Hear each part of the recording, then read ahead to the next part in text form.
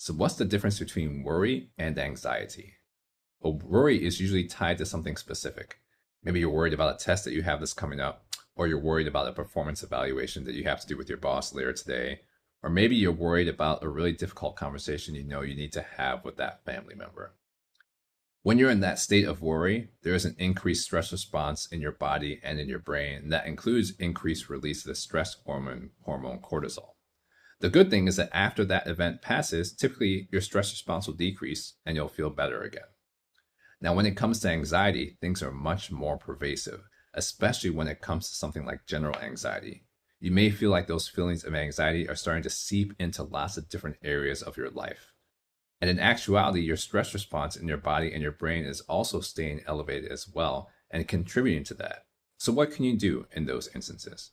Well, the good thing is, as I've mentioned on here several times, there's a holistic approach you can take to take advantage of several different tools.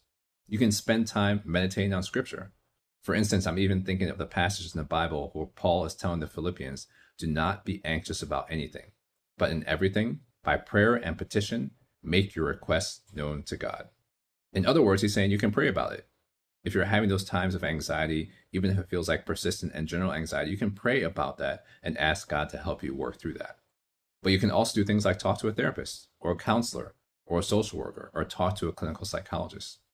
You could also talk to a psychiatrist and consider whether medication may be helpful in those instances as well. The bottom line is there's no one size fits all when it comes to trying to navigate through either worry or anxiety. And you can use a holistic approach to think about the many tools we have to address these situations when they arise in our lives.